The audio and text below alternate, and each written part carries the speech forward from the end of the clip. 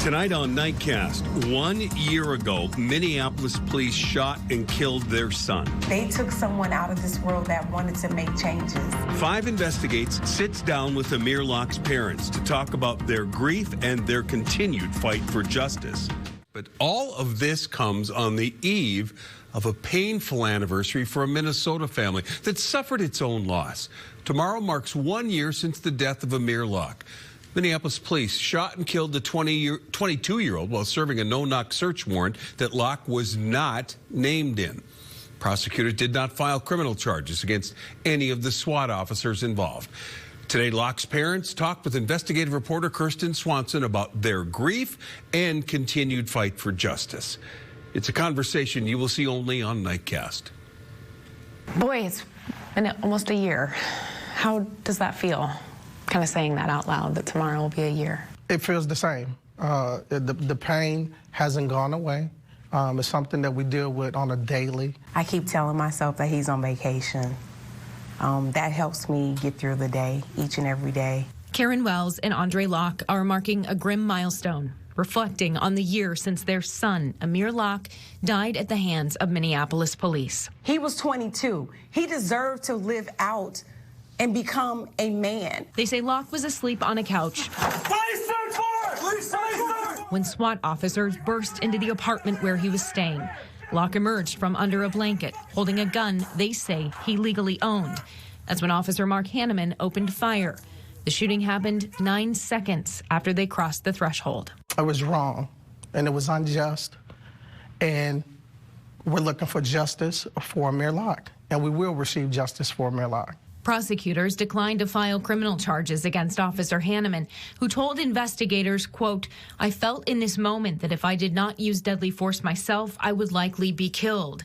Minnesota Attorney General Keith Ellison's office reviewed the case. I'm not really worried about Keith Ellison not,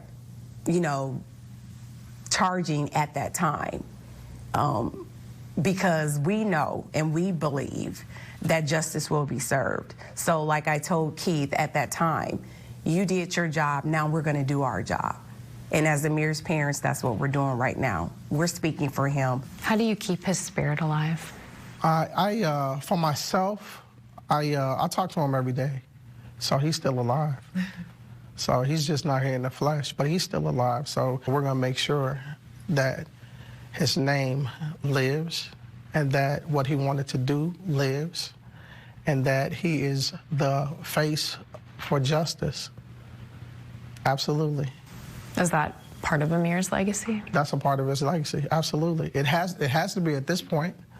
This is something that we were forced into. Amir was forced into this being his legacy. I mean, they took someone out of this world that wanted to make changes. Yes. He wanted to save the youth. He wanted to pretty much just start wanting to save the world. Like, Amir was he was a go-getter. He wanted to do things, and it saddens us because he has to live through us now. So we have to live for Amir and bring his voice and everything that he wanted to do. We have to keep bringing it forward for him. Karen and Andre tell me they found other ways to honor their son. Karen says she got a tattoo of Amir on her right arm right here. She says she wanted it there so that he could be her right-hand man. Andre says he's channeled a lot of his grief into music. In November, he released a song he wrote called So Thankful. It was inspired by Amir and recorded with Grammy Award-winning singer Jamesia Bennett and the group Sounds of Blackness. Kevin, we've linked to that music video if you want to watch it on our website.